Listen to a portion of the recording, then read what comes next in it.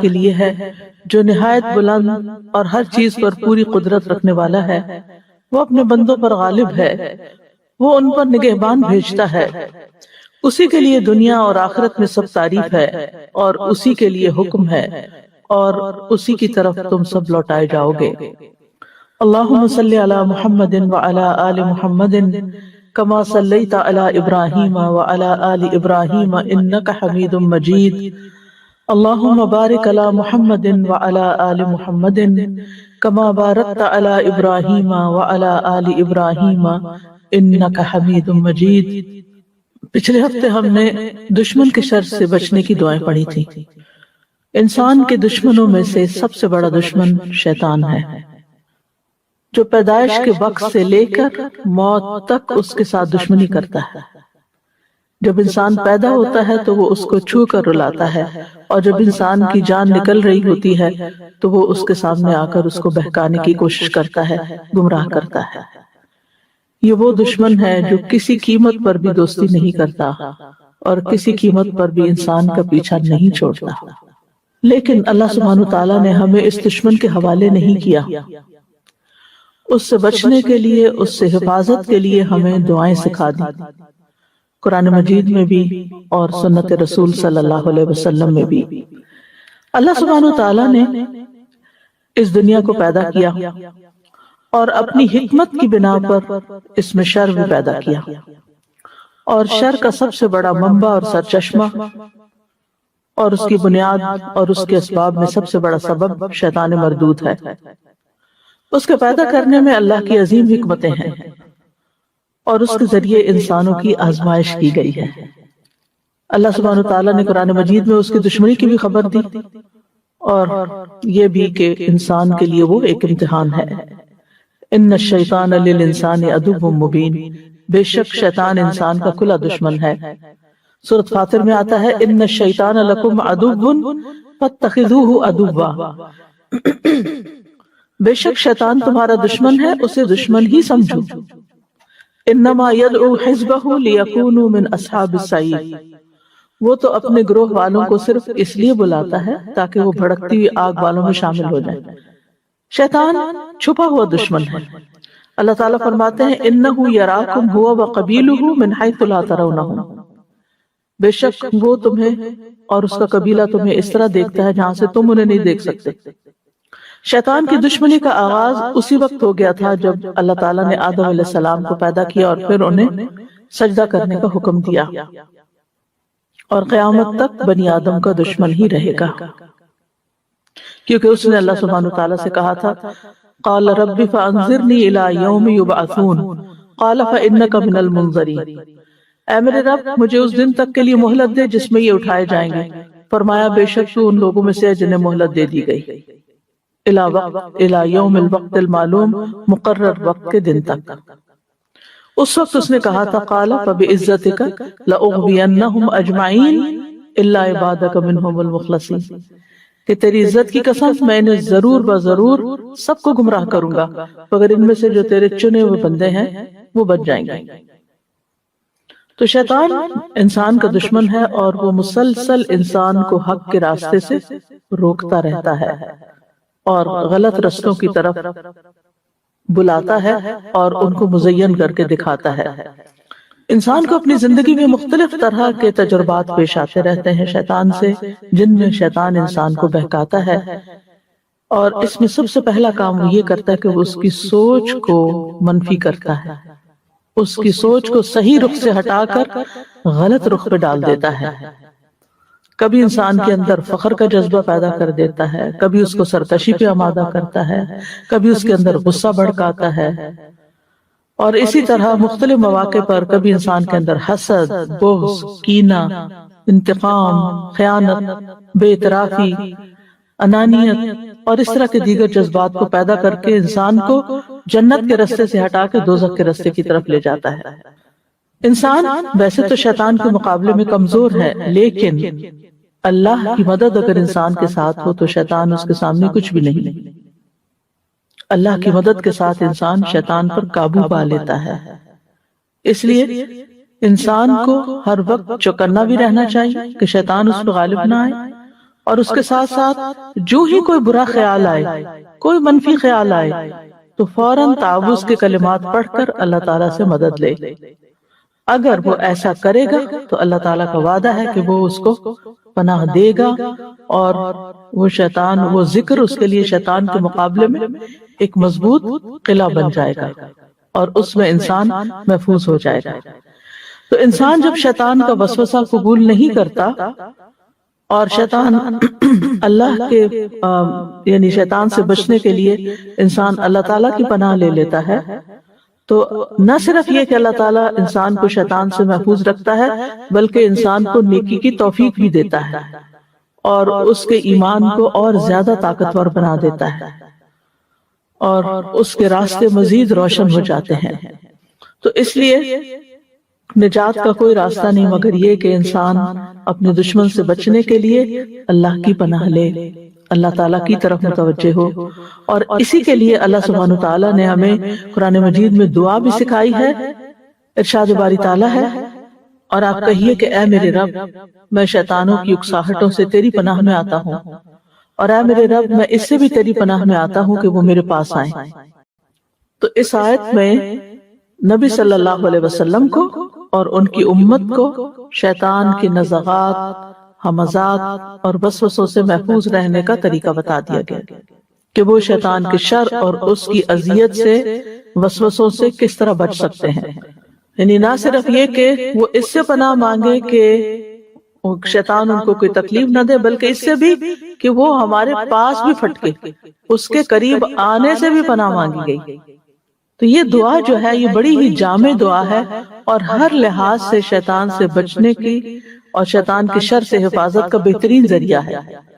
فرمایا وقل، اور آپ کہیے، یعنی اللہ تعالیٰ ویسے بھی دعا سکھا سکتے تھے، لیکن آپ صلی اللہ علیہ وسلم سے کہلوا کر، کیونکہ آپ ہمارے لیے نمونہ ہیں کہ آپ کو بھی ضرورت ہے، آپ بھی کہیے، اور آپ کے ساتھ آپ کی امت بھی یہ بات کہے۔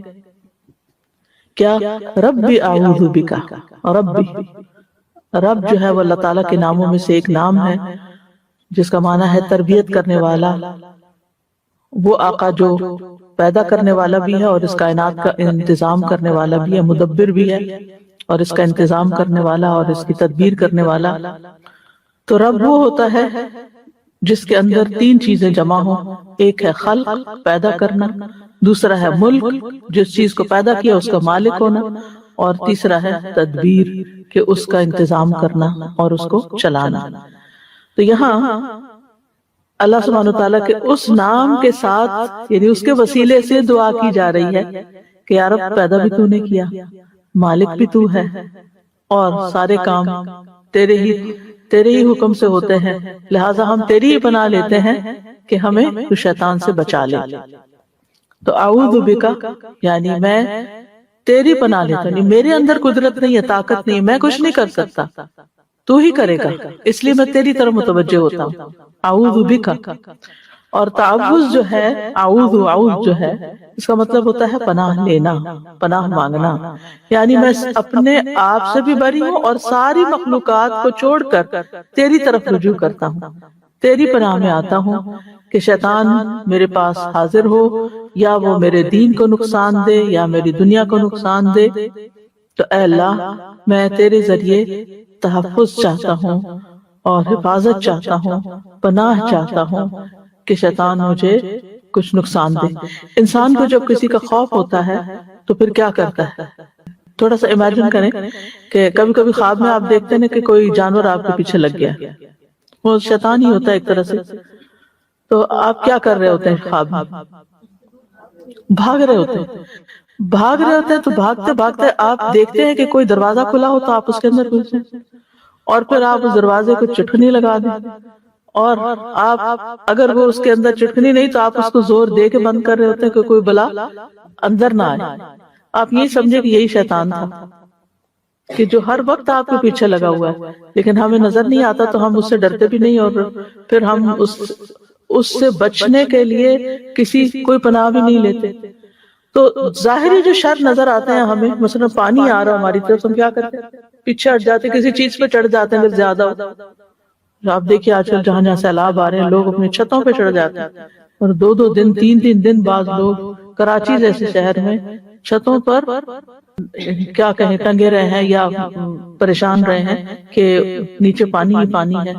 تو انہوں نے کیا کیا، اوپر کی فلور پہ پناہ لی ہوئی ہے نیچے کے پانی سے بچنے کے لیے. تو یہ ہوتی ہے پناہ. اب شیطان ایک دشمن ہے، اس سے بچنے کے لیے ہم اللہ تعالیٰ کے حوالے اپنے آپ کو کر رہے ہیں، اس کی حفاظت طلب کر رہے ہیں اور اس کے ذکر کے ذریعے ایک محفوظ قلعے میں جا رہے ہیں. تو اللہ ہی مضبوط سہارا ہے. آتا نا وَمَن يَعْتَصِم بِاللَّهِ فَقَدْ هُدِيَ إِلَىٰ صِرَاطٍ مُسْتَقِيمٍ. اور کس چیز سے بچنے کے لیے؟ من ہمزات الشیاطین، شیطان کے ہمزات سے. ہمزات جو ہے یہ حمزہ کی جمع ہے، ہا والا حمزہ نہیں جو نام رکھتے ہیں، یہ گول ہا ہے. عربی زبان میں اس کا مطلب ہوتا ہے کسی کو کچوکا مارنا یا دھکیلنا یا انگلی چبھونا یا پریشر دینا. اسی سے مہماز لوہے کی وہ سلاخ ہوتی ہے، مہمیز لگانا، آپ نے سنا ہوگا لفظ، بہت پیور اردو میں ہوتا ہے مہمیز لگانا، جو جانور پر سوار شخص کے پاس ہوتی ہے اور وہ کیا کرتا ہے کہ اس کے ذریعے اس کو کچوکا لگاتا ہے. کبھی آپ گھوڑے پہ سوار ہوئے ہوں یا ٹانگے پہ سوار ہوئے ہوں تو آپ نے دیکھا ہوگا کہ اس چلانے والے کے پاس ایک چھانٹا سا ہوتا ہے جس کے ذریعے وہ اس کو تاکہ وہ آگے چلے. چابک بھی کہتے ہیں اس کو. لیکن یہ مہماز جو ہے یہ تھوڑی سی چیز سخت ہے، یعنی لوہے کی سلاخ ہے، ٹھیک ہے، وہ لکڑی کی ہوتی ہے چابک وغیرہ یا لیدر کا ہوتا ہے. تو گھوڑ سوار جب گھوڑے پہ سوار ہو کر کسی چیز کے ساتھ یا اپنی ایڑی کے ساتھ، ایڑ لگانا پڑا آپ نے کبھی؟ ایڑ لگایا، دوڑانے کے لیے ایڑ لگاتے، تو ایڑی کے ساتھ یا پھر یوں مارتا اس کو، یا پھر کسی سلاخ کے ساتھ اس کے پیٹ پہ کچوکے لگاتا ہے تاکہ گھوڑا تیز بھاگے. تو اس طرح پھر وہ تیز بھاگنے لگتا ہے. تو اسی سے یہ لفظ حمزہ ہے، حمزات، شیطان کے کچوکے. شیطان بنی آدم کو کچوکے لگاتا ہے، پیدا ہوتے ہی کچوکے لگاتا ہے تاکہ وہ شر کی طرف آگے بڑھے. اسی لیے علماء کہتے ہیں کہ ہر وہ چیز جو آپ کو کسی ایسے کام پر ابھارے جس میں خیر نہ ہو تو وہ شیطان کی طرف سے. یعنی اگر آپ کو کسی بھی ایسی چیز کے کرنے کا شوق پیدا ہو رہا ہے جس میں کوئی خیر نہیں، تو یہ دراصل شیطان نے آپ کو اس کی طرف پش کیا ہوا ہے. اس نے آپ کو یہ چیز یعنی ادھر آپ کو ڈال دیا کہ یہ کرو یہ کرو یہ کرو، اس کو خوشنما بنا دیا، اس کا خیال بال بار آپ کے دل میں ڈالا. آپ دیکھیں یہ زندگی بڑی قیمتی ہے، یہ وقت بھی بڑا قیمتی ہے، اس کو ہم گنوا نہیں سکتے.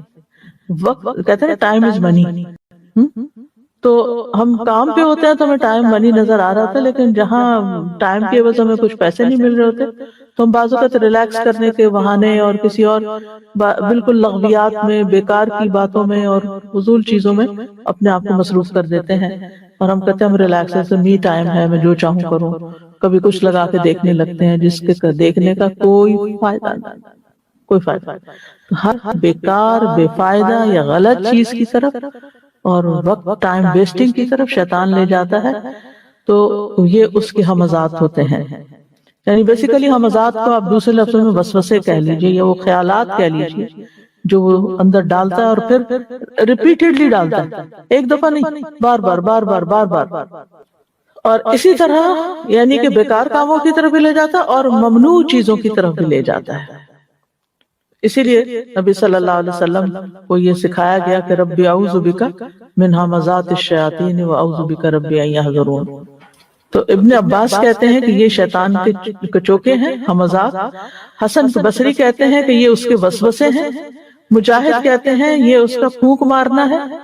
اور اہل معانی کہتے ہیں کہ یہ ان کا بہکا کر نافرمانیوں کی طرف دھکیلنا ہے. جیسے گھوڑے کو ایڑ لگائی جاتی کہ دوڑے اس طرف، تو اسی طرح شیطان بھی پیچھا کرتا رہتا ہے انسان کا تاکہ نافرمانی کی طرف چلے جائے. اور پھر یہاں آپ دیکھیے آیت میں من ہمزات الشیاطین کہا گیا، شیطان نہیں کہا گیا. ایک نہیں کئی ایک ہے، بہت سارے ہیں. اور حمز جو ہے یہ شدید طریقے سے یا سختی کے ساتھ دھکیلنا، یعنی ایسا نہیں کہ تھوڑی سی کسی کو پش کیا، نہیں، لگے رہے پیچھے لگے رہے حتیٰ کہ انسان اس طرف چل ہی پڑے. تو یہ کیا ہے دراصل یہ کچوکے کہ انسان اللہ کی یاد سے پھر جائے، اللہ کی عبادت سے پھر جائے، حتیٰ کہ وہ عبادت میں بھی ہو تو وہ کچھ اور ہی سوچ رہا ہو، اس کے خیالات کو اچک لیتا ہے بالکل وداؤٹ فزیکل پین۔ تو ملا علی القاری کہتے ہیں کہ اس کا معنی ہے کہ اے اللہ، شیطان کے وسوسوں سے، اس کے بہکانے سے، اس کے قدموں سے، اس کے خطرات سے اور اس کی تزیین سے اور اس کے گمراہ کرنے سے مجھے محفوظ رکھ، یعنی برائی کو خوبصورت بنا کے جو پیش کرتا ہے، تزیین، زینت، کیونکہ وہی گمراہ کرنے کا سبب ہے اور بہکانے کا۔ اور یہاں حمزات جمع لایا گیا ہے، اس سے یہ پتہ چلتا ہے کہ یہ بہت زیادہ وسوسے بہت زیادہ ہوتے ہیں، اس کے وسپرز ایک آدمی ہوتے ہیں، وہ کنٹینیوسلی ہوتے ہیں۔ اور پھر نبی صلی اللہ علیہ وسلم شیطان کے ہر طرح کے شر سے پناہ مانگتے تھے، جس میں آپ پڑھتے تھے اعوذ باللہ من الشیطان الرجیم من ہمزہ ونفخہ ونفثہ، اور پھر ان کی بھی آگے مزید وضاحت ہے۔ نفخ جو ہے پھونک کو کہتے ہیں، فَإِذَا نُفِخَ فِي الصُّورِ، کیا ترجمہ کرتے ہیں آپ؟ جب سور میں پھونک مار دی جائے گی۔ تو یہ جو نفخہ ہے نا، یہ شیطان کی پھونک ہے جس کی وجہ سے انسان کے اندر غرور اور تکبر پیدا ہو جاتا ہے، اس کی انا بھڑک اٹھتی ہے۔ انسان جیسے دم کرتا ہے نا، آپ تو پھونک مارتے ہیں نا، تو اسی طرح شیطان بھی پھونک مارتے ہیں انسان کے اوپر، اور جب وہ ایسی پھونک مارتے ہیں کہ جس سے انسان کو انسان اپنے یعنی سیلف سے کہتے ہیں نا کہ سیلف پریز یا اپنی ذات کا شدائی ہو جاتا ہے، یعنی خود غرض، سیلفش کہہ لیں، سیلف سینٹرڈ، سیلفش، یعنی اس کو پھر کسی کی پرواہ نہیں ہوتی، کسی کی اس کو کسی کا احساس نہیں ہوتا، کسی کی اس کو کوئی کسی کے لیے وہ کچھ نہیں کر پاتا، اس کو بس اپنا ہی آپ ہوتا ہے۔ اسی لیے آپ دیکھیں کہ ایسے لوگ جو سیلف سینٹرڈ ہوتے ہیں نا، وہ لوگوں کو تو بڑی بڑی باتیں کر لیں گے، لیکن اگر آپ ان کو چھوٹی سی بھی کوئی نصیحت کر لیں تو بھڑک اٹھتے ہیں، قبول کرنے کو تیار نہیں ہوتے۔ ہاں ہم سچے ہیں، سب دنیا غلط، ٹھیک ہے۔ تو دوسروں سے کچھ نہیں سننا چاہتے، کیونکہ ان کے اندر شیطان نے اتنا کبر اور اتنا غرور بھر دیا ہوا ہے، دے آر فل، اور اپنے بارے میں ایسا خیال رکھتے ہیں کہ جیسے وہ ہر نصیحت سے بالا ہے، کہ انہیں کوئی کچھ نہ کہے۔ اور نفخ وہ پھونک ہوتی ہے جس میں تھوڑی سی، جس میں لعاب بھی شامل ہوتا ہے، ہلکی، جس میں تھوڑا سا منہ کے اندر سے پانی سا بھی ساتھ شامل ہو جاتا ہے۔ تو بعض اوقات وہ صرف خالی پھونک مارتا ہے اور بعض اوقات وہ نفخ بھی ہوتا ہے اس کا۔ اسی لیے جب اس کا توڑ کیا جاتا ہے، تو جب دم کیا جاتا ہے تو دم میں ایک تو خالی پھونک ماری جاتی ہے، اور بعض اوقات ایسی پھونک بھی ماری جاتی ہے کہ جس میں تھوڑا سا لعاب بھی شامل ہو جائے۔ اور پھر شیطان جو ہے وہ انسان کے شریانوں میں، انسان کے خون کے اندر دوڑ رہا ہوتا ہے، اور یعنی کہ پوری طرح پھر اس کو کنٹرول کرنے کی کوشش کرتا ہے، کہ اس کے دماغ کو بھی، اس کے دل کو بھی، اس کے اعضاء کو بھی۔ اور لیکن جب انسان اللہ کا ذکر کرتا ہے تو پھر وہ بھاگ جاتا ہے۔ وسوسہ اسی وقت ڈالتا ہے جب انسان غافل ہوتا ہے۔ اب یہ جو وسوسے ڈالتا ہے، اس میں سب سے پہلا اٹیک وہ انسان کے ایمان پہ کرتا ہے۔ اگر کسی کے پاس ایمان ہے تو وہ ایمان پہ اٹیک کرے گا، اور اس میں آپ دیکھیے کہ خاص طور پہ عقائد کے اندر غلط فہمیاں پیدا کرنا، اللہ سبحانہ وتعالیٰ کی ذات کو کوسچن کرنا، اور اس طرح کے اس کے اندر وسوسے پیدا کرنا کہ انسان اپنے دین کے بارے میں ہی ڈاؤٹ فل ہو جائے، اللہ کے وجود کے بارے میں، اللہ کی صفات کے بارے میں، اللہ کی قدرت کے بارے میں، اللہ کی تقدیر کے بارے میں وسوسے، جس کی وجہ سے انسان کے اندر نہ پھر عبادت کا ذوق رہتا ہے اور نہ ہی کوئی اور نیک کام کرنا وہ یکسوئی سے کر سکتا ہے۔ پھر اسی طرح یہ ہے کہ جب اس کو اس پہ قدرت نہیں ہوتی کہ اس کو شرک کی طرف لے جائے یا کفر کی طرف لے جائے، تو پھر وہ اس کو نافرمانیوں پہ اکساتا ہے، اور جب انسان نافرمانیوں سے رکتا ہے اور اس پہ قدرت حاصل نہیں ہوتی تو اسے نیکیاں کرنے سے روک دیتا ہے۔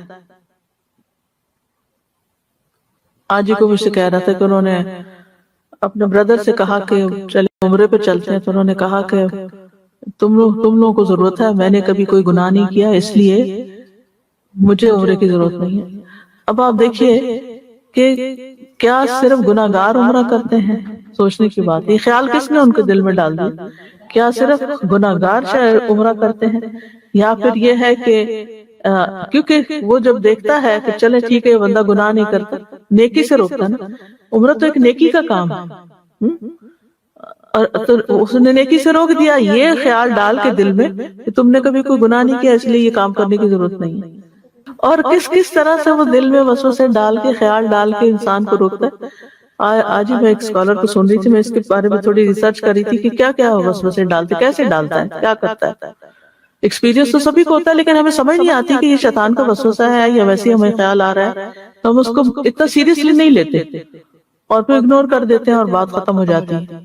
تو کہتے ہیں کہ بعض لوگوں کی جو نفسیاتی بیماریاں بن جاتی ہیں، فوبیاز ہوتے ہیں، اس کے پیچھے بھی شیطان کے وسوسے ہوتے ہیں۔ ایک خیال کو اتنی دفعہ ڈالتا ہے کہ وہ دماغ خراب ہونے لگتا ہے انسان کا۔ اور کہتے کہ ایک شخص کو شاید وہ ملے یا ان کے پاس آیا تو شیطان نے اس کے دل میں ڈالا کہ تم مسجد سے نکلو گے تو تمہارے سر پہ پتھر آ کے لگے گا اور تم مر جاؤ گے۔ ساری مسجد خالی ہو اور باہر نہ نکلی، کہ مجھے ڈر لگ رہا ہے اور میرا دل گھبرا رہا ہے کہ میں نکلا تو میرے ساتھ یہ ہو جائے گا۔ اچھا، اب یہ کیا تھی؟ یہ شیطان کی ایک چال تھی کہ اس کے بعد یہ دوبارہ مسجد نہ آئے۔ مسجد سے نکلنے پر ہی تم نے مرنا ہے۔ اسی طرح انسان بعض اوقات کوئی خیر کا کام کرنا چاہتا ہے اور اس کے دل میں ایسے وسوسے ڈالتا ہے کہ وہ اس سے رک ہی جاتا ہے۔ بہتر ہے مثلا آپ نے کہیں جانا ہے کسی اچھے کام پہ، پتہ نہیں کہیں راستے میں ایکسیڈنٹ نہ ہو جائے، پتہ نہیں یہ نہ ہو جائے، آج میرا دل کچھ خراب ہو رہا ہے۔ یہ دل کس نے خراب کیا؟ شیطان ہی ہوتا ہے جو وسوسے ڈال کے دل بھی خراب کرتا ہے، کیونکہ شیطان انسان کا دشمن ہے، وہ انسان کو غمگین کرنا چاہتا ہے، یعنی شیطان انسان کو پریشان کرتا ہے۔ تو یہ جو وسوسے ہوتے ہیں ان کے ذریعے پریشانی بھی پھیلاتا ہے، غمگین بھی کرتا ہے، اور اسی طریقے سے پھر وہ پھیر کے انسان کو نیکی کے کام سے روک دیتا ہے۔ اگر تم نے یہ کام شروع کر لیا، مثلا قرآن پڑھنا شروع کر لیا، تو لوگ تو تمہیں بڑا نیک سمجھنے لگیں گے، اور پھر اس طرح تو تم ریاکاری کرو گی، اور پھر بہتر ہے کہ تم جیسے ہو ایسے ہی ٹھیک ہے، یعنی نیکی میں آگے نہیں بڑھنے دیتا۔ اور پھر بعض اوقات واقعی ریاکاری کروا کے نیکیاں ضائع کروا دیتا ہے، یعنی آپ اس کے کہنے سے عبادت سے بھی نہیں رکے، آپ اس کے کہنے سے نافرمانی میں بھی نہیں پڑے، اب آپ ایک محتاط زندگی بسر کر رہے ہیں اللہ کی رضا کے لیے۔ اب وہ آ کے کیا کرے گا کہ آپ کے دل میں خیال ڈالے گا، نف تم تو اتنے نیک ہو۔ اور پھر جب وہ دل میں یہ بھر جاتا ہے، انسان بھرا ہوتا ہے اس خیال سے، پھر اگر کوئی ذرا بھی اس پہ شک کرے کہ نیک نہیں، تو وہ کیا کرتا ہے، کوئی ایسی اپنی نیکی بیان کرنا شروع کر دیتا ہے کہ دوسروں کو یقین آ جائے کہ یہ واقعی نیک ہے۔ لہٰذا اس سے کیا نقصان ہوتا ہے کہ انسان دکھاوا کر بیٹھتا ہے اور اس طرح اس کی نیکی ضائع کروا دیتا ہے۔ اور پھر اگر انسان ان ساری چیزوں سے بچ جائے تو اس کے اندر خود پسندی ڈال دیتا ہے کہ انسان پھر بہت سیلف سینٹر ہو جاتا ہے اور بہت اپنے آپ کو بڑی چیز سمجھنا شروع کر دیتا ہے۔ اور پھر جب وہ اپنے آپ کو بہت اچھا سمجھتا ہے تو ہر دوسرے کو وہ کیا سمجھتا ہے، گناہگار یا برا، یا یعنی کوئی نہ کوئی اس کے اندر اس کو عیب دکھاتا ہے۔ دیکھو وہ فلاں ایسے کر رہا، تم تو ایسے نہیں، فلاں یہ کر رہا تم ایسے نہیں، فلاں ایسے کر رہا تم ایسے نہیں۔ لہذا نتیجہ کیا ہوتا ہے کہ انسان ہر ایک کو برا سمجھتا ہے اور اپنے آپ کو نیک سمجھتا ہے، لہذا نیکی کے رسم رکاوٹ بن جاتی ہے چیز۔ جب الٹ ہوتا ہے نا اس کے، کہ انسان سوچتا ہے کہ سارے مجھ سے اچھے ہیں اور میری نیکیاں کم ہیں، تو پھر اس کا کیا نتیجہ ہوتا ہے؟ نیکیوں میں وہ دوڑ لگتی ہے، کیونکہ سارے آگے نکلے جا رہے ہیں، میں پیچھے رہ گیا ہوں۔ اور اگر وائس ورسا ہو کہ سارے ہی گناہ گار ہیں اور میں نیک ہوں، تو پھر آپ آگے نہیں بڑھتے۔ آپ کچھ کہنا چاہتے ہیں؟ تو یہاں پر شیاطین کا لفظ استعمال ہوا ہے، اور شیطان کا لفظ جو ہے نا یہ شطنہ سے مشتق ہے۔ شطنہ کا معنی ہوتا ہے تو دور چلے جانا، یعنی اپنے فسق و فجور کی وجہ سے ہر خیر کے کام سے دور ہے وہ۔ وَأَعُوذُ بِكَ رَبِّ أَن يَحْضُرُونِ، اور اے میرے رب میں تیری پناہ چاہتا ہوں کہ ان میں سے کوئی میرے دینی یا دنیاوی معاملے میں میرے پاس بھی آئے، تو ہی مجھے بچانے پہ قادر ہے۔ تو شیطان جو ہے انسان کے ہر کام میں انٹرفیئر کرتا ہے، کھانا ہو، پینا ہو، سونا ہو، گھر سے نکلنا ہو، گھر میں واپس لوٹنا ہو، کسی سے میل ملاقات ہو، یعنی ہر چیز کے اندر اس نے مداخلت کرنی ہے۔ اور ان میں سے سب سے خاص موقع جس پہ شیطان بہت زیادہ توجہ کرتا ہے وہ موت کا وقت ہے، کہ ساری زندگی تو میرے قابو نہیں آیا، جاتے جاتے اس کو بہکا دوں۔ تو حسن خاتمہ کی دعا کرنی چاہیے انسان کو ہمیشہ، اور اس دعا میں 2 بار ربوبیت کے وسیلے سے دعا کی گئی ہے، وَأَعُوذُ بِكَ رَبِّ أَن يَحْضُرُونِ، کیونکہ رب کے بغیر کوئی ہمیں پناہ نہیں دے سکتا، کوئی اس دشمن سے نہیں بچا سکتا۔ تو یہ بہت ہی جامع دعا ہے، اور اس میں ہر قسم کے شر اور ہر قسم کی شیطان کی برائی سے پناہ مانگی گئی ہے، اور اگر یہ قبول ہو جائے تو انسان ہر شر سے محفوظ ہو سکتا ہے۔ اس سے بھی پتہ چلتا ہے کہ انسان کو یہ دعا مانگتے رہنا چاہیے۔ رسول اللہ صلی اللہ علیہ وسلم نے فرمایا، اللہ تعالیٰ فرماتا ہے میرا بندہ اگر مجھ سے مانگتا ہے تو میں اسے دیتا ہوں، اور اگر وہ کسی دشمن یا شیطان سے میری پناہ مانگتا ہے تو میں اسے محفوظ رکھتا ہوں۔ شیطان کو گالی گلوچ نہیں کرنا چاہیے، اس کا کوئی فائدہ نہیں، اس سے وہ خوش ہوتا ہے۔ اس کے مقابلے میں بس اللہ کی مدد مانگنی چاہیے، یعنی حدیث میں آتا ہے تم شیطان کو برا بھلا مت کہو بلکہ اس کے شر سے اللہ کی پناہ طلب کرو، اور ہر چیز سے پناہ دینے والا اللہ ہی ہے، ہر شر سے۔ پھر یہ کہ دعا میں عاجزی اختیار کرنے میں انسان کو مبالغہ کرنا چاہیے، ربی ربی کہہ کر انسان کو اپنے آپ کو اللہ کے آگے جھکا دینا چاہیے۔ اور شیطان کا خطرہ جو ہے یہ سب سے بڑا خطرہ ہے اور سب سے بڑا دشمن ہے، اور اس کے بہکاوے ہیں اور چالیں ہیں، کفر اور شرک کا ارتکاب کراتا ہے، صراط مستقیم سے روکتا ہے، اللہ کی نافرمانی کے کام کرواتا ہے انسان سے، حلال حرام کے معاملے میں بندوں کو گمراہ کرتا ہے، برے کام مزین کر کے دکھاتا ہے، وَزَيَّنَ لَهُمُ الشَّيْطَانُ مَا كَانُوا يَعْمَلُونَ، یعنی فطرتاً انسان برائی سے نفرت کرتا ہے، یعنی اللہ نے انسان کی فطرت سلیم رکھی ہے تو اس اور خیر اور شر کی پہچان بھی رکھی، لیکن شیطان برائی کو خوبصورت بنا دیتا ہے، لہذا وہ اس کی طرف چل پڑتا ہے۔ پھر اسی طرح دین میں نئے نئے فتنے پیدا کر دیتا ہے، نئی نئی بحثیں چھیڑ دیتا ہے۔ اب دیکھیں تاریخ ہماری بھری ہوئی ہے اس سے، کبھی تقدیر کے مسئلے میں بحثیں چل رہی ہیں، اور کبھی قرآن مجید کے بارے میں جو مسئلہ خلق قرآن اٹھ کھڑا ہوا، کبھی کچھ اور۔ پھر اسی طرح انسان جب نیکی کے کاموں کی طرف متوجہ ہوتا ہے تو راستے میں آ کے بیٹھ جاتا ہے، اسلام کے راستے میں آ کے بیٹھ جاتا ہے کہ تم اپنے باپ دادا کا دین کو چھوڑنے لگے ہو، اور پھر اگر اس کی بات نہیں مانتا انسان اور اسلام قبول کر لیتا ہے تو ہجرت کے راستے پہ بیٹھ جاتا ہے کہ تم اپنا گھر بار چھوڑ دو گے، پھر وہ جہاد کے راستے پہ بیٹھ جاتا ہے کہ تم اگر مارے گئے تو تمہارے مال تقسیم ہو جائے گا، تمہاری بیوی کہیں اور نکاح کر لے گی۔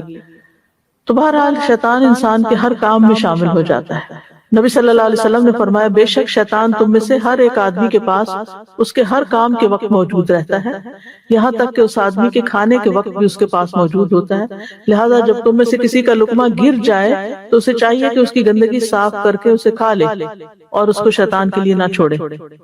یعنی شیطان تو چاہتا ہے کہ انسان کا نقصان ہو، تو انسان اپنا نقصان نہ کرے، اور جب کھانا کھا لے تو انسان اپنی انگلیاں چاٹ لے، کیونکہ انسان نہیں جانتا کہ برکت اس کے کھانے کے کس حصے میں ہے۔ پھر اسی طرح یہ کہ شیطان جو ہے وہ آپس میں بغض اور عداوت پیدا کرتا ہے لوگوں کے درمیان۔ اس کا تخت پانی پر ہے اور وہ ابلیس کا تخت جو پانی پر ہے، اور وہ وہاں سے اپنے لشکر روانہ کرتا ہے انسانوں میں پھوٹ ڈالنے کے لیے، اور ان میں سب سے بڑا وہی قرار پاتا ہے جو سب سے زیادہ فتنہ ڈال کے آتا ہے، خاص طور پر میاں بیوی کے درمیان لڑائی جھگڑا ڈلواتا ہے، پھر غصہ دلاتا ہے۔ غصہ تو ہے ہی شیطان کی طرف سے۔ اب دیکھیں کہ کچھ لوگوں کو تو بہت زیادہ غصہ آتا ہے اور بیماری بن جاتی ہے وہ غصہ، اور وہ یہ ایکسکیوز لیتے رہتے ہیں کہ بیماری ہے اس لیے اس شخص کو اتنا غصہ آتا ہے، لیکن یہ کہ اس کا کوئی بھی اور علاج ہو سکتا ہے، لیکن اس کے ساتھ ساتھ روحانی علاج کرنا ضروری ہوتا ہے۔ پھر اسی طرح خواہش کے وقت بھی شیطان کا حملہ ہوتا ہے، یعنی خاص حملے اس کے انسان، کیونکہ ان موقعوں پر انسان کمزور پڑا ہوتا ہے، انسان غصے کے وقت کمزور ہو جاتا ہے کہ کنٹرول نہیں کر سکتا، اور اسی طرح انسان غصے کے وقت اور خواہش کے وقت، خواہش نفس کے وقت انسان کمزور ہو جاتا ہے. تو انسان اپنے خواہش پرستی کے وقت ضرور سوچے کہ کہیں شیطان کا حملہ تو نہیں، اور کہیں شیطان تو مجھ پر حاوی نہیں ہو رہا. اگر وہ خواہش ایسی ہے جو اللہ کی ناراضگی کے کام کی ہے. اللہ تعالیٰ فرماتے ہیں یا ایھا الذین آمنوا لا تتبعوا خطوات الشیطان ومن یتبع خطوات الشیطان فإنہ یأمر بالفحشاء والمنکر ولولا فضل اللہ ورحمتہ ما زکا منکم من احد ابدا ولکن اللہ یزکی من یشاء واللہ سمیع علیم. اے لوگو جو ایمان لائے ہو، شیطان کے قدموں کے پیچھے مت چلو، اور جو شیطان کے قدموں کے پیچھے چلے تو بے شک وہ بے حیائی اور برائی کا حکم دیتا ہے. اور اگر تم پر اللہ کا فضل اور اس کی رحمت نہ ہوتی تو تم میں سے کبھی کوئی پاک نہ ہوتا، لیکن اللہ جسے چاہتا ہے پاک کرتا ہے. اللہ سب کچھ سننے والا، سب کچھ جاننے والا ہے. اسی طرح لباس کے معاملے میں شیطان انسان پہ حاوی ہو جاتا ہے اور اسے ایسا لباس پہننے کی ترغیب دیتا ہے جو رب کو ناراض کرنے والا ہوتا ہے. اللہ تعالیٰ فرماتے ہیں یا بنی آدم لا یفتننکم الشیطان کما اخرج ابویکم من الجنۃ ینزع عنہما لباسہما لیریہما سوآتہما. اے بنی آدم، ایسا نہ ہو کہ شیطان تمہیں فتنے میں مبتلا کر دے جیسے اس نے تمہارے والدین کو جنت سے نکلوایا تھا. اس نے ان کے لباس اتروا دیے تھے تاکہ ان کی شرمگاہیں انہیں دکھلا دیں. تو لباس کا اتارنا ایسی جگہ پر جہاں نہیں اتارنا چاہیے، لباس کا مختصر کر لینا، اپنے جسم کے وہ حصے جو چھپانے چاہیے ان کو ننگا کر دینا لوگوں کے سامنے، یا ٹائٹ لباس پہننا، یا ایسا لباس پہننا جو اپوزٹ سیکس کے لیے بہت اٹریکٹیو ہو، تو یہ بھی شیطانی کارستانیوں میں سے ہے. اسی طرح بیہودہ شعر و شاعری کے ذریعے وہ فتنہ پھیلاتا ہے، فساد ڈالتا ہے، فحاشی پھیلاتا ہے. ابو سعید کہتے ہیں کہ ہم رسول اللہ صلی اللہ علیہ وسلم کے ہمراہ مقام عرش کی طرف جا رہے تھے. ایک شاعر سے شعر پڑھتے ہوئے سامنا ہو گیا تو رسول اللہ صلی اللہ علیہ وسلم نے فرمایا شیطان کو پکڑو یا شیطان کو روکو، بہت شعر پڑھ رہا ہوگا. آدمی کا پیٹ پیپ سے بھر جائے، یہ اس کے لیے زیادہ بہتر ہے کہ وہ شعر کے ساتھ بھرے، یعنی ایسے فضول شعر یا ایسے سانگز یا ایسی چیزیں یاد کر لے کہ جو فحاشی پر مبنی ہو. پھر اسی طرح فضول خرچی کرواتا ہے، یعنی مال کو غلط راستے پر ضائع کرواتا ہے. کیونکہ انسان کیا چاہتا ہے کہ انسان بہت محنت سے مال کماتا ہے اور محنت سے کمایا ہوا مال وہ رائے گاں کرواتا ہے. اللہ تعالیٰ فرماتے ہیں وَآتِ ذَا الْقُرْبَى حَقَّهُ وَالْمِسْكِينَ وَابْنَ السَّبِيلِ وَلَا تُبَذِّرْ تَبْذِيرًا إِنَّ الْمُبَذِّرِينَ كَانُوا إِخْوَانَ الشَّيَاطِينِ وَكَانَ الشَّيْطَانُ لِرَبِّهِ كَفُورًا. اور رشتہ دار کو اس کا حق دو، اور مسکین اور مسافر کو حق دو، اور فضول خرچی نہ کرو، کیونکہ فضول خرچی کرنے والے شیطانوں کے بھائی ہیں اور شیطان اپنے رب کا ناشکرا ہے. پھر شیطان کا ایک کام ہے سستی اور کسل مندی پیدا کرنا، جیسے نماز میں جمائیاں لینا. نبی صلی اللہ علیہ وسلم نے فرمایا نماز میں جمائی آنا شیطان کی طرف سے، لہذا جب تم میں سے کسی کو جمائی آئے تو جہاں تک ہوئے اس کو روکے، جہاں تک ہو سکے اس کو روکے. پھر اللہ کا ذکر بھلوا دینا، استحوذ علیہم الشیطان فانساہم ذکر اللہ، شیطان ان پہ غالب آ گیا سو اس نے انہیں اللہ کی یاد بھلا دی. کھانے سے پہلے بسم اللہ بھلوا دینا. حذیفہ کہتے ہیں ہم نبی صلی اللہ علیہ وسلم کے ساتھ کھانے میں حاضر ہوتے، ہم تب تک کھانے میں ہاتھ نہ ڈالتے جب تک رسول اللہ صلی اللہ علیہ وسلم کھانے میں اپنا ہاتھ ڈالنے سے آغاز نہ کرتے. ایک مرتبہ ہم آپ کے ساتھ کھانے میں شریک ہوئے کہ ایک چھوٹی سی بچی آئی، گویا اسے دھکیلا جا رہا تھا. اس نے آگے بڑھ کر اپنا ہاتھ کھانے میں ڈالنا چاہا تو رسول اللہ صلی اللہ علیہ وسلم نے اس کا ہاتھ پکڑ لیا. پھر ایک بدوی آیا، گویا کہ اسے بھی دھکیلا جا رہا تھا، آپ نے اس کا ہاتھ بھی پکڑ لیا. پھر فرمایا بے شک جس کھانے پر اللہ کا نام نہ لیا گیا وہ شیطان اسے اپنے لیے حلال سمجھتا ہے. شیطان اس بچی کو لایا کہ وہ اپنے لیے کھانا حلال کرے تو میں نے بچی کا ہاتھ پکڑ لیا. شیطان اس بدوی کو لایا کہ اس کے ذریعے اپنا کھانا حلال کرے تو میں نے اس کا بھی ہاتھ پکڑ لیا. اس ذات کی قسم جس کے ہاتھ میں میری جان ہے، شیطان کا ہاتھ اس بچی کے ہاتھ کے ساتھ میرے ہاتھ میں ہے کہ میں نے اس کو پکڑا ہوا ہے. آپ نے دیکھا ہوگا بچے، آپ کھانا لگا کے رکھتے، بچے کھیلتے ہوئے آتے، بھاگتے دوڑتے، اور آ کے اس میں سے کچھ لیا بغیر بسم اللہ پڑھے، منہ میں ڈالا یا نہ ڈالا، چل دیے، اچکتے ہیں کھانا اس طرح کچھ نہ کچھ. آپ ان کو سمجھائیں کھانا لینا ہے یا کوئی چیز لینی، بسم اللہ پڑھیں اور لے لیں، بسم اللہ کے بغیر نہ لیں۔ اسی طرح نعمتوں پہ مغرور ہونا، فخر کرنا، بندوں پہ تکبر کرنا۔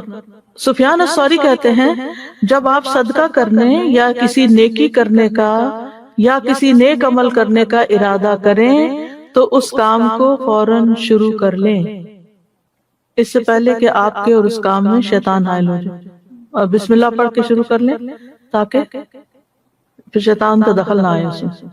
تو شیطان سے بچنے کے لیے پھر سب سے زیادہ تو اللہ کی طرف رجوع کرنا، توحید، ایک اللہ کی طرف رجوع اور اس پہ توکل۔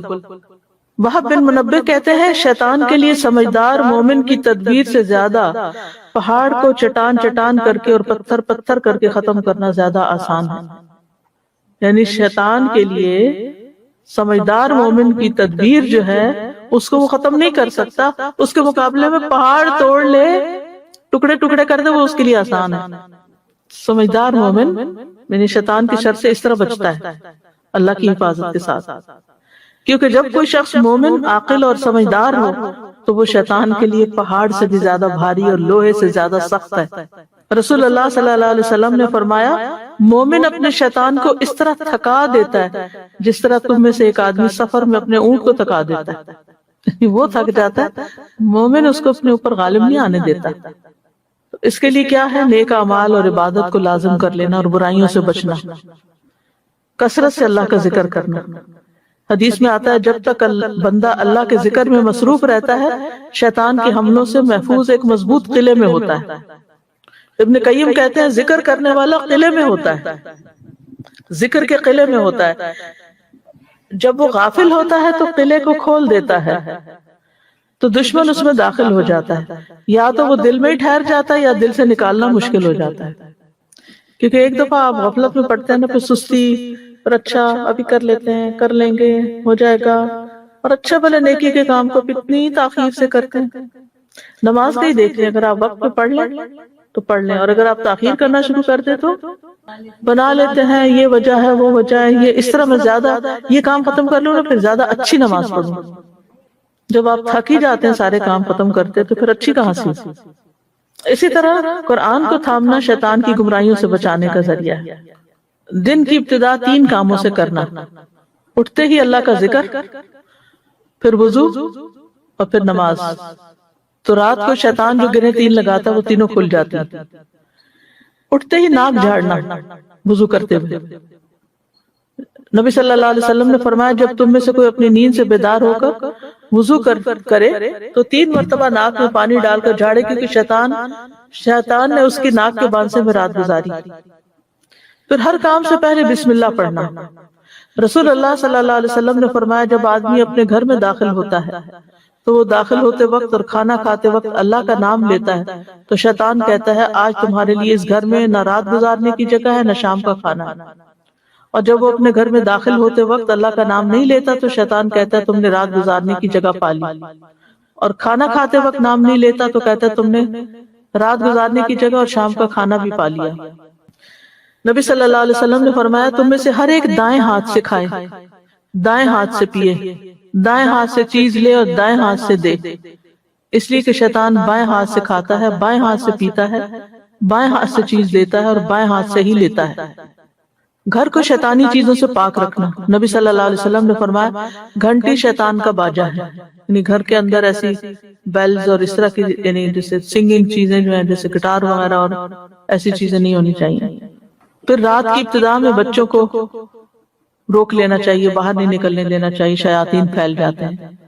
پھر آپ نے ایک حدیث میں آتا ہے آپ نے فرمایا اللہ کا نام لے کر اپنے مشکیزوں کے منہ باندھو، اللہ کا نام لے کر برتنوں کو ڈھکو، خواہ کوئی چیز چوڑائی میں رکھ کر یعنی اوپر کوئی ایسے رکھ دو، کوئی چیز چمچ رکھ دو کچھ، اور اپنے چراغ سونے سے پہلے بجھا دیا کرو۔ اتنی چھوٹی سی بات ہے کہ سونے سے پہلے چراغ بجھا دو۔ اس زمانے میں تو چونکہ آگ کے چراغ ہوتے تو خطرہ بھی تھا، لیکن اب بھی یہ بات ثابت ہوئی ہے کہ جب تک ہم پورے اندھیرے میں نہیں ہوتے تو ہمارے جسم کے اندر وہ ہارمونز پیدا نہیں ہوتے کہ جن کی وجہ سے جسم کی پراپر مرمت ہوتی ہے اور یعنی نیند پوری ہوتی ہے، تھکاوٹ اترتی ہے۔ یعنی روشنی میں سونا جو ہے وہ مضر صحت ہے، رات کے وقت۔ پھر مسلمانوں کی جماعت سے جڑے رہنا، یعنی شیطان سے بچنے کے لیے، کیونکہ اللہ کا ہاتھ جماعت پر ہے اور شیطان اس کے ساتھ ہے جو کہ جماعت سے علیحدہ اور اس کو پاؤں مار کے ہانکتا ہے۔ نبی صلی اللہ علیہ وسلم نے فرمایا جس کسی گاؤں یا بستی میں 3 فرد بھی ہوں اور ان میں نماز با جماعت کا اہتمام نہ ہو، یعنی مردوں کے لیے خاص طور پر، تو شیطان ان پہ مسلط ہو جاتا ہے، لہٰذا تم جماعت کو پکڑو۔ بھیڑیا ہمیشہ دور رہنے والی بکری کو ہی کھاتا ہے۔ پھر اپنے رب کے احسانات کو یاد رکھنا۔ سلف صالحین میں سے کسی نے کہا حیرت ہے اس آدمی پر جو محسن کے احسان کو جان لینے کے بعد بھی اس کی نافرمانی کرتا ہے، یعنی اللہ کے اتنے احسان ہیں ہم پر اور پھر ہم اللہ کی بات نہیں مانتے۔ اور ملعون شیطان کی سرکشی کو جان لینے کے بعد بھی اس کی اطاعت گزاری کرتا ہے، وہ جانتا ہے کہ شیطان اس کا دشمن ہے اور پھر بھی اس کی بات مانتا ہے، اور اللہ تعالیٰ نے اس پر احسان کیا اور وہ اس کی بات نہیں مانتا۔ تو شیطان سے حفاظت کے لیے پھر خاص طور پر دعائیں پڑھنی چاہیے۔ ہر موقع کی ہمیں دعائیں سکھائی گئی ہیں، جن میں سے ایک تو یہی قرآنی دعا ہے، یہ سارے مواقع کو کور کر دیتی ہے۔ ربی اعوذ بک من ہمزات الشیاطین اعوذ بک ربی ان یحضرون، یعنی کہیں بھی حاضر ہو، بات ختم، جامع دعا ہے۔ پھر آیت الکرسی، یعنی جو آیت الکرسی پڑھتا ہے رات کے وقت تو صبح تک شیطان اس کے قریب نہیں آتا۔ پھر سورۃ الفلق اور سورۃ الناس، اور اس میں خاص طور پر سورۃ الناس جو وسوسوں کا علاج بھی ہے، من شر الوسواس الخناس الذی یوسوس فی صدور الناس من الجنۃ والناس۔ نبی صلی اللہ علیہ وسلم نے فرمایا یہ 2 صورتیں جو ہیں یہ تعوذ کے سب سے افضل کلمات ہیں، یعنی حدیث کا مفہوم ہے، جن سے تعوذ کرنے والے تعوذ کرتے ہیں۔ پھر مسنون دعاؤں میں اعوذ باللہ من الشیطان الرجیم، قرآن مجید پڑھنے سے پہلے اعوذ باللہ پڑھنے کا حکم ہے۔ فَإِذَا قَرَأْتَ الْقُرْآنَ فَاسْتَعِذْ بِاللَّهِ مِنَ الشَّيْطَانِ الرَّجِيمِ۔ نبی صلی اللہ علیہ وسلم قرات سے پہلے اعوذ باللہ من الشیطان الرجیم پڑھتے تھے، کیونکہ قرآن ہدایت کی کتاب ہے، تو شیطان سب سے زیادہ وہاں آتا ہے کہ اس کو یہ سمجھ نہ آئے یا غلط سمجھے یا اس پر عمل ہی نہ کرے یا اس کو بے دلی سے پڑھے یا اس کو سمجھنے میں اس کو مشکل پڑے۔ پھر اعوذ باللہ من الشیطان الرجیم من ہمزہ ونفخہ ونفثہ۔ نبی صلی اللہ علیہ وسلم جب نماز کے لیے کھڑے ہوتے تو پہلے دعائے استفتاح پڑھتے، جیسے سبحانک اللہم وبحمدک وتبارک اسمک، یا اور جو دعائے استفتاح ہے، اس کے بعد پڑھتے اعوذ باللہ من الشیطان الرجیم من ہمزہ ونفخہ ونفثہ، پھر بسم اللہ الرحمن الرحیم اور سورۃ الفاتحہ۔ پھر خاص طور پر جو لوگ شیطانی وسوسوں کا شکار ہوتے ہیں تو ان کو ضرور یہ دعائیں پڑھنی چاہیے۔ رسول اللہ صلی اللہ علیہ وسلم نے فرمایا شیطان تم میں سے کسی کے پاس آتا ہے اور اس سے کہتا ہے یہ کس نے پیدا کیا، یہ کس نے پیدا کیا، حتیٰ کہ سوال کرنے لگتا ہے کہ تیرے رب کو کس نے پیدا کیا۔ تو یہ تو ہر ایک کے ذہن میں یہ سوال ڈالتا ہے نا، لہٰذا جب یہاں تک نوبت پہنچ جائے تو اسے اللہ کی پناہ میں آنا چاہیے اور شیطانی خیال کو چھوڑ دینا چاہیے۔ پھر نماز میں وسوسے ڈالتا ہے، اذان ہوتی ہے تو بھاگ جاتا ہے، پھر نماز شروع ہوتی ہے پھر آ جاتا ہے، پھر منفی خیالات پیدا کرتا ہے، دوسروں کے بارے میں بدگمان کرتا ہے۔ تو وسوسوں کے علاج میں سب سے پہلے اللہ کی پناہ مانگیں۔ سورۃ الاعراف میں آتا ہے وَإِمَّا يَنزَغَنَّكَ مِنَ الشَّيْطَانِ نَزْغٌ فَاسْتَعِذْ بِاللَّهِ إِنَّهُ سَمِيعٌ عَلِيمٌ، اور اگر کبھی شیطان کی طرف سے تجھے کوئی اکساہٹ ابھار دے تو اللہ کی پناہ طلب کر، بے شک وہ سب کچھ سننے والا سب کچھ جاننے والا۔ کبھی ایسا ہوتا ہے نا آپ اریٹیٹڈ ہوتے ہیں اور بغیر کسی وجہ کے ہوتے ہیں، جو آپ سے بات کرے اسی کو آپ پڑ جاتے ہیں، دوسرے کو سمجھ نہیں آتی کیا ہوا، میرا کیا قصور ہے اس میں، وجہ کچھ اور بھی ہوتی ہے، اور بعض اوقات کو خاص وجہ نہیں ہوتی، شیطان برے برے خیال ڈال کے انسان کے اندر ایسی کیفیت پیدا کر دیتا ہے بے چینی۔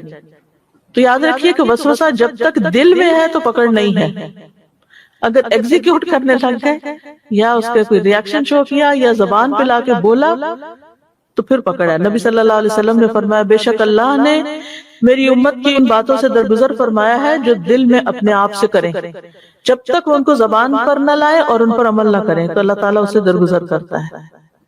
ایک آدمی نبی صلی اللہ علیہ وسلم کی خدمت میں آیا اور کہنے لگا اللہ کے رسول ہمارے دل میں کچھ خیالات آتے ہیں، اور وہ اشارے کنائے سے کچھ اس طرح کہہ رہا تھا کہ ان خیالات کو زبان پر لانے کی بجائے کوئلہ ہو جانا اس سے زیادہ پسند ہے اس کو۔ تو آپ نے فرمایا اللہ اکبر اللہ اکبر اللہ اکبر۔ الحمدللہ الذی رد کیدہ الی الوسوسہ، ہم اس اللہ کی جس نے ابلیس کے مکر کو وسوسے کی طرف لٹا دیا. یعنی ابلیس ہمارے لیے اور کچھ نہیں، ہمارے اوپر مسلط نہیں ہو سکتا مگر یہ کہ دل میں اس کو اتنی چھٹی دے دی گئی کہ دل میں وسوسہ ڈال دے. جب وسوسہ آئے تو اعوذ باللہ پڑھیں، اپنے دل کے چھٹکارے، خاص طور پر اگر نماز میں 3 دفعہ تعوذ پڑھ کے 3 دفعہ بائیں جانب چھٹکارے، یعنی اعوذ باللہ السمیع العلیم من الشیطان الرجیم من نفخہ ونفثہ وہمزہ پڑھ کے پھر اعوذ باللہ السمیع العلیم من الشیطان الرجیم من ہمزہ ونفخہ ونفثہ، پہلے حمزہ آتا ہے پھر نفث آخر میں آتا ہے. اور پھر وہ ایک صحابی آئے، انہوں نے اپنی پریشانی کا اظہار کیا تو آپ صلی اللہ علیہ وسلم نے ان کو یہی دعا سکھائی تو وہ اس بیماری سے نجات پا گئے، مشکل آسان ہو گئی. پھر یہ ہے کہ خیالات کو جھٹک دیا کریں، دور کریں ان کو خود ذہن میں لا کے نہیں برے خیالات سوچیں، اپنے ذہن کو کسی اور کام میں مشغول کریں. جو نیورو پاتھس بنے ہوئے نا آپ کے دماغ میں، برین میں، ان کو بریک کریں اور چیزیں اس میں ڈال دیں. کیونکہ جب انسان اللہ کا ذکر کرتا ہے، اللہ کی مدد مانگتا ہے، شیطان مکھی کی طرح ہو جاتا ہے، کمزور، چھوٹا سا. اب آپ دیکھیں جیسے مکھی ہوتی ہے نا، مکھی سے کیوں تشبیہ دی گئی؟ مکھی کیا کرتی ہے؟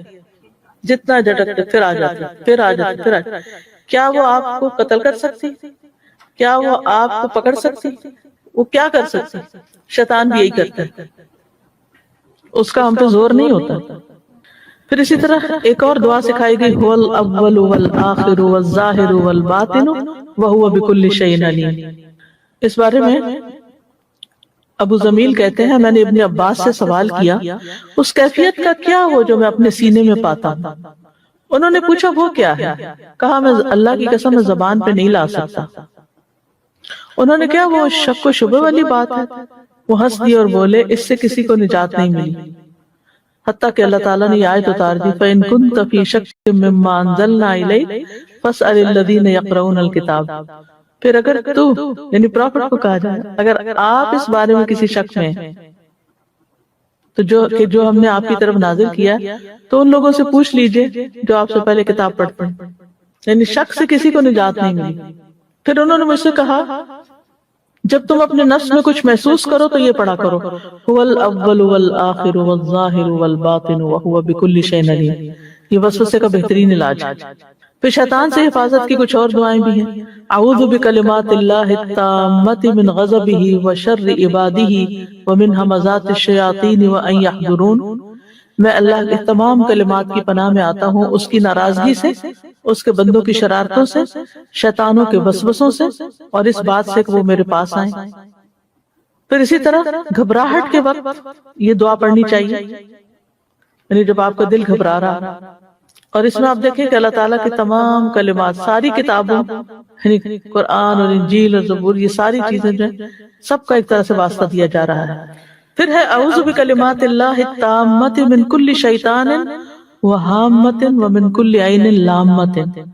میں پناہ پکڑتا ہوں اللہ کے پورے کلمات کے ذریعے اور ہر ایک شیطان سے، ہر زہریلے جانور سے، ہر نقصان پہنچانے والی بری نظر سے.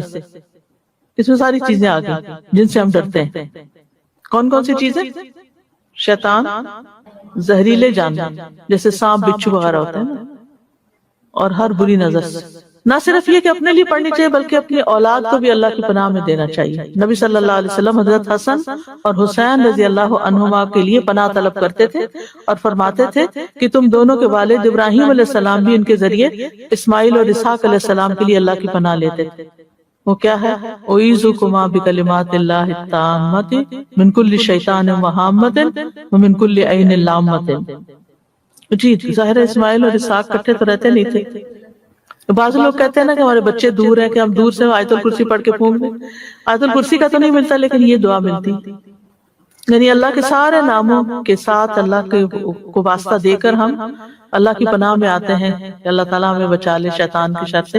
یا اگر کسی اور کو آپ پناہ میں دے رہے ہیں، اگر مثلاً آپ کسی پہ دم کر رہے ہیں تو اس وقت آپ کہیں گے اوئیزو کا یا اوئیزو کی، اور اپنے لیے پڑھیں گے اعوذ.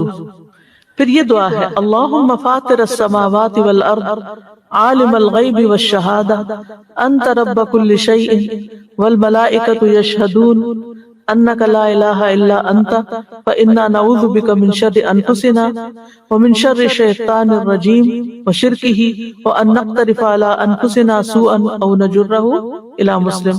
تھوڑی سی لمبی دعا ہے لیکن صبح شام کی دعاؤں میں مل جاتی ہے.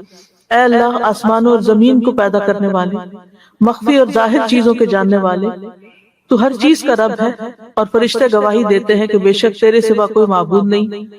پس ہم تیری پناہ چاہتے ہیں اپنے نفسوں کے شر سے اور شیطان مردود کے شر سے، اس شرک کے شر سے، اس کے شرک کے شر سے، یعنی شیطان جو شرک پھیلاتا ہے، اور اس بات سے ہم اپنے نفسوں، اور اس بات سے بھی کہ ہم اپنے نفسوں پر کسی برائی کا ارتکاب کریں، یعنی ہم اپنے اوپر خود ظلم کریں یا کسی اور مسلمان کو اس کی طرف کھینچ لے جائیں، یعنی خود تو نہیں کرتے لیکن اوروں کو غلط راستے پہ ڈال دیں.